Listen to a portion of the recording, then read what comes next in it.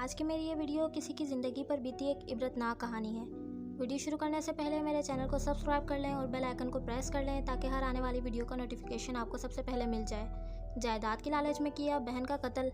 मैं अब्बा के कब्र पर फातिहा के लिए अक्सर जाता था। आते जाते अक्सर मेरी मुलाकात चौधरी के बेटे फारिस से हो जाया करती थी। वो पाबंदी से शायद कब्रिस्तान आता था। मैं जब उसे देखता वो किसी कब्र से लिपटकर बहुत शिद्दत से रोता रहता था। उसकी हालत देखकर आज मुझसे न रहा गया। मैंने उसके कंधे पर हाथ रखकर उसे संभालने की कोशिश की, लेकिन वो इस कब्र से लगकर बहुत रो रहा था। जब मैंने उस कब्र पर नाम पढ़ा तो उस पर परीज़ा लिखा हुआ था। मैं क्योंकि इस गांव में नया आया था इसीलिए ज़्यादा कुछ नहीं जानता था। मैंने वहाँ फातिहा पढ़ी और वापस घर आ गया। आज फिर मुझे सारा दिन चौधरी के बेटे फारिस का उस कब्र से लगकर बिलक बिलक कर रोना याद आ रहा था। वो इतनी शिद्दत से रो रहा था जैसे कोई अभी हाल ही में फौत हुआ हो। कुछ दिन बाद मेरा फिर कब्रिस्तान जाना हुआ। जल्दी जल्दी फातिहा पढ़कर मुड़ा ही था क्योंकि हल्की हल्की बारिश हो रही थी। मेरी नज़र चौधरी फारिस पर पड़ी। वो बारिश से बेनियाज कब्र से लगकर शिद्दत से रो रहा था। परीज़ा, मुझे माफ़ कर दो। अगर तुमने मुझे माफ़ ना किया तो मेरा अल्लाह भी मुझे माफ़ नहीं करेगा। ये कहकर वो कब्र पर सर रखकर फूट फूट कर रोने लगे। मैंने चौधरी फारिस को पकड़ा। चौधरी साहब, बारिश तेज़ हो रही है। मगर चौधरी ने मेरी तरफ देखा ही नहीं। वो अभी भी रो रहा था। इतनी देर में बादल ज़ोर से गरजा और मूसलाधार बारिश शुरू हो गई। मैंने इधर उधर नज़र डाली। कोई घना दरख्त भी नज़र नहीं आ रहा था जिसके नीचे खड़े होकर बारिश से महफूज रहते। फिर सर्दियों की बारिश थी, वो बीमार भी कर देती है। यही सोचते हुए मैंने चौधरी फारिस का बाजू पकड़ा और गोरकन की झोंपड़ी में आ गया। गोरकन मौजूद नहीं था। चौधरी फारिस वहीं चटाई पर बैठ गया, मगर अभी भी वो फूट फूट कर रोए जा रहा था। परीज़ा की कब्र यहाँ से भी साफ दिखाई दे रही थी। चौधरी फारिस अभी भी हाथ जोड़कर माफ़ी मांग रहा था। कब्र को देखते हुए, परीज़ा, मुझे माफ़ कर दो। अगर तुमने मुझे माफ़ ना किया तो ये ज़मीन भी मुझे जगह नहीं देगी। ये किसकी कब्र है? मैंने हिम्मत करके सवाल किया। मेरी छोटी बहन की, चौधरी फारिस ने जवाब देते हुए पहली बार मेरी तरफ देखा। आप यहाँ रोज़ाना आते हैं। लगता है आपको अपनी बहन से बहुत मोहब्बत थी। चौधरी के पास तो कहने के लिए कुछ था ही नहीं। वो बस रोता रहा। थोड़ी देर झोंपड़ी में खामोशी छाई रही। मैंने फिर गुफ्तगू का आगाज़ किया। चौधरी साहब, आप मुझे अपना गम बताएं। क्या पता आपका गम हल्का हो जाए। गम नहीं, गुनाह, चौधरी ने गमनाक लहजे में बोला। कभी कभार इंसान अपने उरूज के लिए इतना आगे निकल जाता है कि फिर कोई हाल नहीं निकलता, फिर कोई इसकी मदद नहीं करता। तौबा के दरवाजे बंद हो जाते हैं और इसके जिम्मेदार भी हम खुद ही होते हैं। चौधरी फारिस की आवाज़ अब और आजिज़ाना हो गई थी। फिर उसने अपने दिल का हाल सुनाना शुरू कर दिया। मेरा बाप बे औलाद था। दिन रात वो अपनी बीवी को ताने देता रहता कि सिर्फ बेटा होना चाहिए। अगर बेटी हुई तो तुम्हारी इस हवेली में कोई जगह नहीं। मैं बहुत मन्नतों मुरादों से पैदा हुआ। हवेली में तो जश्न का समा था। मेरा बाप फ़क्र से सीना फुलाकर फिर रहा था। बाप के बेजा लाड प्यार ने मुझ में ज़िद, गुस्सा, हटगर्मी और गुरूर पैदा कर दिया था। मैं तो औरत को पैर की जूती समझता था। माँ की मोहब्बत के बावजूद मैं उसे बहुत तंग करता और बदतमीज़ी करता था। हवेली की सारी मुलाजमा भी मेरी बदसलूकी की शिकार थीं। बाप की हिमायत मेरे साथ साथ थी। 9 साल तक बिला शिरकत मेरी बादशाही कायम रही। उस दौरान मेरी एक बहन हो गई। बाप ने मेरी माँ के साथ जाहिलाना रवैया इख्तियार कर लिया। मैं खुश था क्योंकि लड़कियों की तो मैं वैसे भी इज्जत न करता था। अगर भाई आ जाता तो मेरा हिस्सेदार आ जाता। बहन है वो तो कमज़ोर मखलूक होती है, भला उसका और मेरा क्या मुकाबला। गुरूर तकब्बुर मेरे अंदर पनप रहा था। अम्मा ने उसका नाम परीज़ा रखा। अम्मा उस नाजुक गुड़िया के साथ बहुत ही खुश थी। फारिस बेटा, इधर आओ, देखो तुम्हारी बहन। क्या है अम्मा? देखो तुम्हारे लिए छोटी सी गुड़िया आई है। तो क्या करूं अम्मा, मुझे किसी बहन की ज़रूरत नहीं है। बाप की ज़ुबान मेरे मुंह में थी। परीज़ा का वजूद मेरे लिए कोई मायने नहीं रखता था। मैं उसे मारता, उसके खिलौने तोड़ देता, उसकी चीज़ें छुपा देता। वो रोती, शोर मचाती, मगर मेरा कोई कुछ नहीं बिगाड़ सकता था क्योंकि मैं तो अब्बा का लाडला और उनका वारिस था। परीज़ा को तो अब्बा देखना भी पसंद नहीं करते थे। अम्मा मुझे समझाती मगर मैं उनकी एक नहीं सुनता। मेरे इसी सलूक को देखते हुए वो मुझसे खौफज़दा रहने लगी। मेरे आने पर छुप जाया करती थी। अम्मा, भाई मुझसे नफ़रत क्यों करता है? परीज़ा अम्मा से पूछती। बेटा, वो तुमसे मोहब्बत करता है, बस नासमझ है इसीलिए तुमसे झगड़ा करता है। मगर मैं तो भाई से झगड़ा नहीं करती। परीज़ा अम्मा को ऐसे कहती। अम्मा ने परीज़ा को स्कूल दाखिल करवा दिया। वो बहुत खुशी से स्कूल जाती। मुझे स्कूल जाने का कोई शौक़ नहीं था। मैं तो सिर्फ दूसरे बच्चों पर अपनी बर्तरी साबित करने जाता था कि जितना भी पढ़ लिख लें वो मेरे बराबर कभी नहीं हो सकते। रहेंगे तो वही ना हमारे मुलाजिम। वक्त गुजरता जा रहा था। परीज़ा अपनी पढ़ाई में और मैं अपनी आवारगी में बढ़ता रहता। मैं शरारतें भी करता और अब्बा को उस्ताद की शिकायतें भी लगाता। जब अब्बा उस्ताद को ज़लील ख्वार करते, मेरी फ़िरौनियत को बड़ी तस्कीन मिलती। फरीज़ा ने मैट्रिक आला नंबरों से पास किया तो पूरे गांव में धूम मची। अपने नाम की तरह सूरत और सीरत में बाकमाल थी ही, पढ़ाई में भी उसने मैदान मार लिया। मैंने गांव वालों की नज़रों में फरीज़ा के लिए इज़्ज़त और मोहब्बत देखी। मुझसे तो वो डरते थे, मगर नहीं, मुझसे वो नफ़रत भी करते थे। मुझे पहली दफ़ा फरीज़ा से हसद महसूस हुई, यानी एक लड़के के सामने एक लड़की फ़ौक़ियत ले गई। हवेली में आने जाने वाले अम्मा अब्बा को मुबारकबाद दे रहे थे और मेरा हसद के मारे बुरा हाल हो रहा था। वो आगे पढ़ना चाहती थी। उसने अम्मा से इस बात का इजहार किया कि उसे शहर के मेडिकल कॉलेज में दाखिला लेना है। ये सुनकर मेरे तो तन बदन में आग लग गई। अब्बा और मैंने खूब मुखालफत की, क्या ज़रूरत है आगे पढ़ने की। अब्बा, मुझे शौक़ है ना। फरीज़ा ने पहली बार ज़बान खोली।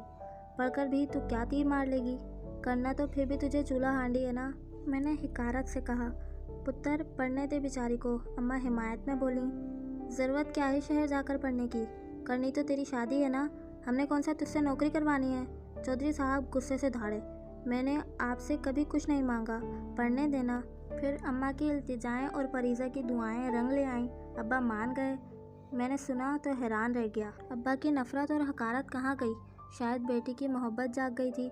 अब्बा ने इस शर्त पर फरीज़ा को शहर जाकर पढ़ने की इजाज़त दी थी कि कोई ऐसी हरकत नहीं करेगी जिससे हमारी इज्जत पर हर्फ आए, और फरीज़ा ने वादा किया था। फिर फरीज़ा का दाखिला शहर के कॉलेज में हो गया। मैं खून के घूंट पीकर रह गया। जब उसे हॉस्टल से छुट्टियां होती तो मैं उसे लेने जाता। सारे रास्ते उसे डांटता, डराता, बिला वजह का उस पर रोब डालता। देर से क्यों आई, कहीं किसी से चक्कर तो नहीं चला रही, ऐसी कोई खबर मुझे मिली तो याद रखना, जिंदा हवेली नहीं जाएगी, तेरी लाश टुकड़े टुकड़े कर कर लेके जाऊंगा। वो सारे रास्ते आंसू बहाती, मगर मुझे रहम ना आता। हवेली जाकर भी मैं अम्मा को उसकी छूटी शिकायतें लगाता। असल में मैं इससे इंतकाम लेना चाहता था कि वो पढ़ाई में मुझसे आगे क्यों निकल गई थी। उसी दौरान हवेली में मेरी शादी के हंगामे जाग गए। सहर बानो मेरी मंगेतर थी, जो अब दुल्हन बनकर हवेली की रौनक बढ़ाने आ गई। मैं बहुत खुश था। सहर बानो और फरीज़ा में बहुत अच्छी दोस्ती हो गई थी, मगर वो मुझसे खाइफ ही रहती थी। मैंने इसको कभी भाइयों वाला प्यार जो नहीं दिया था। वक्त गुजरता गया और फरीज़ा पढ़ लिख कर डॉक्टर बन गई। ये खबर तो मेरे तन बदन में आग लगा गई थी। सारी हवेली में जश्न का समा था। हर कोई अब्बा को मुबारकबाद दे रहा था। अब्बा की इज्जत को तो जैसे 4 चांद लग गए थे। पहली बार गांव की कोई लड़की इतना ज़्यादा जो पड़ गई थी। बेटी, तूने तो मेरा सर फ़ख्र से ऊंचा कर दिया। अब्बा सर पर हाथ रखकर कहते, अब्बा मुझे आपकी इज्जत जान से भी ज़्यादा प्यारी है। डॉक्टर बनकर भी फरीज़ा के दिल में आजिज़ी और इंकिसारी ख़त्म नहीं हुई थी। मेरी बेटी बहुत नसीबों वाली है। अम्मा के लहजे में भी उसके लिए प्यार ही प्यार था। मुझे तो उन दोनों का प्यार एक आंख नहीं भा रहा था। फरीज़ा, मैंने भी तुझे कभी प्यार से नहीं देखा। मेरे होते हुए भी तू बाप की मोहब्बत के लिए महरूम रही। उनके लहजे में बहुत दुख था। मेरे लिए तो खतरे की घंटी बज गई थी। मुझे आपसे कोई शिकायत नहीं अब्बा, आपने मेरे डॉक्टर बनने का सपना जो पूरा कर दिया है, मुझे आपसे कोई गिला नहीं। मगर बेटी, मैं तुम्हारे लिए कुछ करना चाहता हूँ, अपनी तमाम ज़्यादतियों का अजाला। बताओ क्या चाहती हो। अब्बा बड़े पुरअज़्म अंदाज में बोले, मुझे गाँव में अस्पताल बनाना है। अब्बा, उसके लिए ज़मीन चाहिए। हाँ बेटी, जो कहोगी वही होगा, जितनी ज़मीन चाहिए ले लो। अब्बा, मैं चाहती हूँ गांव वाले इलाज से महरूम ना रहें, उन्हें शहर न जाना पड़े, उन्हें शहर की सहूलियात गांव में ही मिल जाए। कोई ज़रूरत नहीं है इसे ज़मीन देने की, करनी तो इसकी शादी है ना, फिर ये नया शोशा क्यों छोड़ा जा रहा है। मैं गुस्से में मुदाखलत करते हुए बोला, तू चुप कर जा फारिस, ये मेरा और मेरी बेटी का मामला है। अब्बा तो बिल्कुल ही बदल गए थे। अब्बा, अगर तूने इसे ज़मीन दी ना तो मैं इसके टुकड़े टुकड़े कर दूंगा। ओए आराम से, बहन है तेरी, आप होते कौन है मेरे टुकड़े करने वाले। फरीज़ा ने मेरी आंखों में आंखें डालकर कहा। मैं उसका एतमाद और जुर्रत देखकर हैरान रह गया। मेरी आंखों में तो खून उतर आया। मैं आगे बढ़कर उसे चमाट मारना चाहा। अब्बा मेरे सामने आ गए और मेरे मुंह पर थप्पड़ रसीद कर दिया। अपनी बकवास बंद कर और चला जा यहाँ से। अब्बा ने पहली बार मुझ पर हाथ उठाया था और उसकी वजह सिर्फ फरीज़ा थी। देखता हूँ कैसे बनता है अस्पताल। और मैं अपने कमरे में आ गया। जाते हुए मैंने नफ़रत भरी निगाह फरीज़ा पर डालना नहीं भूला। फारिस, क्यों गुस्सा कर रहे हैं। सहर बानो ने प्यार से मुझे समझाने की कोशिश की। बकवास बंद करो और मेरा दिमाग ना खाओ। सब उसी नागिन के हिमायती बन गए हैं। मेरा तो गुस्से से खून खोल रहा था। मैं उस जागीर का अकेला मालिक हूँ, किसी को इसमें शरीक नहीं बनने दूंगा। सारी रात जागता रहा और मंसूबे बनाता रहा। फरीज़ा को कैसे मज़ा चकाऊँ, कैसे उससे अपनी बेइज्जती का बदला लूँ जो वो हमेशा याद रखे। और फिर मेरे शैतानी दिमाग में एक तरकीब आई। जिससे सांप भी मर जाता और लाठी भी नहीं टूटती। यानी मैं बुरा भी नहीं बनूंगा और परीज़ा भी मेरे रास्ते से हट जाएगी। सुबह मैं अपने कमरे से निकला तो मालूम हुआ कि अब्बा और परीज़ा ज़मीन देखने गए हुए हैं। मेरा खून खोल गया। मैं गुस्से में अपनी गाड़ी में जाकर बैठा। मेरा इरादा गांव से बाहर जाने का था। गांव से बाहर एक साधु था जो काले अमलियात का माहिर था। मैं उसके आस्थाने जा पहुंचा। उसकी झोपड़ी से नागवार बू आ रही थी और जगह जगह खोपड़ियाँ और हड्डियाँ पड़ी हुई थीं। शायद वह किसी चिल्ले में मसरूफ़ था। मैं एक जगह साइड में जाकर बैठ गया। नफ़रत और खुदगर्जी मुझ में बढ़ती जा रही थी। वो तो बहन थी ना मेरी, मगर मैं जालिम हो गया था। उसकी ज़रा सी मासूम ख्वाहिश ने मेरे अंदर के हैवान को जगा दिया था। बोला, क्यों आया है? साधु के अचानक आवाज़ पर मैं चौंक गया। मैंने हिम्मत करके साधु को सारी बात बता दी, परीज़ा से अपनी बेपनाह नफरत भी। ये कौन सा मुश्किल काम है, हो जाएगा, बस तुम्हें इसके लिए कुछ शराइत मानने होंगी। वो क्या शराइत हैं? एक तो ये कि 15 दिन तक तुम्हें गुस्ल नहीं करना और कोई नमाज नहीं पढ़नी, और दूसरा ये कुरान पाक की बेहुरमती करके मेरे पास ले आना। दूसरी शर्त सुनकर तो मेरे रोंगटे खड़े हो गए। कुरान की बेअदबी, अगर तू ये नहीं कर सकता तो चला जा यहाँ से। मेरी खामोशी पर वो गैर मुस्लिम साधु चीखा, मगर मैं अपनी हैवानियत में इतना अंधा हो गया था, हसद ने मेरा ज़मीर मार दिया था। अगर उस दिन मैं वापस चली जाता और परीज़ा से नफ़रत ख़त्म कर देता तो आज इस हाल में नहीं होता। नमाज तो मैं पहले ही नहीं पढ़ता था, मगर जुम्मे का मसला था, और जहाँ तक गुस्ल का ताल्लुक़ था वो तो मैं सबसे छुपा सकता था, मगर सहर बानो वाकिफ़ हो सकती थी। उसका मैंने ये हल निकाला कि कम से कम कपड़े रोज़ बदल लिया करूँगा। मैं हवेली में किसी से ज़्यादा बात नहीं करता। सब समझ रहे थे मुझे अकल आ गई है। मैंने गुस्ल नहीं किया, लेकिन रोज़ कपड़े बदल लेता। जुम्मा आ गया। उस दिन मुझे बहुत बेचैनी थी, नमाज छोड़ने की नहीं, अब्बा से बचने की। जुम्मे के वक्त अब्बा तैयार होकर निकलने लगे तो उन्होंने मुझे आवाज़ दी, फारिस आजा, देर हो रही है। मैंने बहाना बनाया कि मेरे दोस्त का एक्सीडेंट हो गया है, मैं उसे देखकर वहीं से मस्जिद आ जाऊँगा। मैं रोज़ कपड़े तो बदल लेता, मगर मेरी बीवी मुझे शक की निगाहों से देखती थी। फारिस, आप रोज़ नहाते हैं, मगर आपके कपड़ों से नागवार बू आती है। बू? कैसी बू? मैं तो रोज़ नहाता हूँ, पता नहीं कैसी बू, लेकिन आती है। अच्छा, ज़्यादा बको मत। बड़ी आई नेक बीवी। मैंने नागवारी से अपनी बीवी को झड़क दिया। सच कड़वा जो था। 15 दिन हो चुके थे, दूसरी शर्त पूरी करने का टाइम आ चुका था। मैं अपनी बीवी के सोने का इंतज़ार कर रहा था।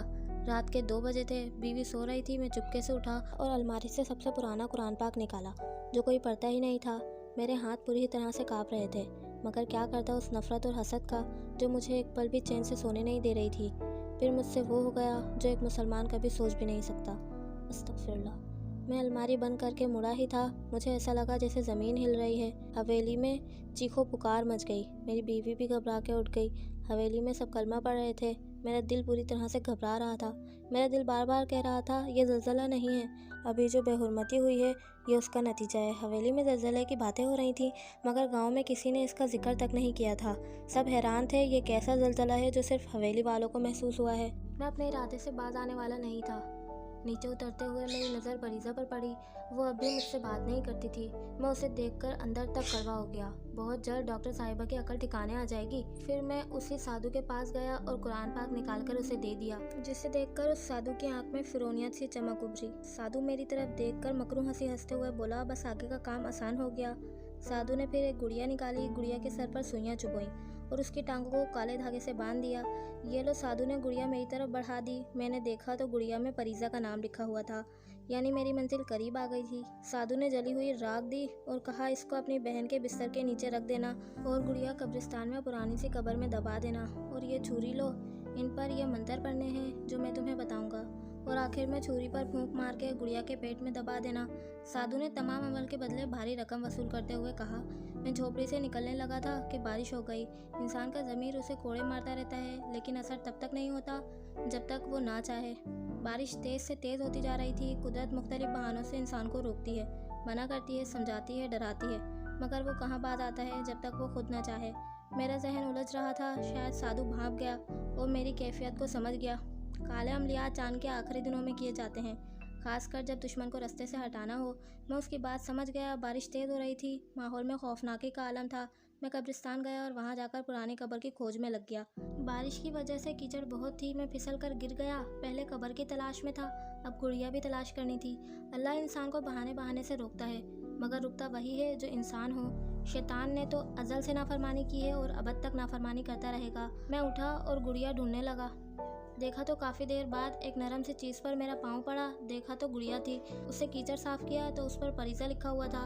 मनहूस का तो पुतला भी इतना तंग कर रहा है। मेरे मुंह से बेसाख्ता निकला। मैंने जल्दी से पुरानी कब्र तलाश की और वहीं बैठकर मंतर पढ़ने लगा। अचानक मुझे चीखने की आवाज़ें आई और खौफ से मैं मंतर भूल गया। साथ वाली कब्र का मंजर देखकर मेरा खौफ से खून जमने लगा।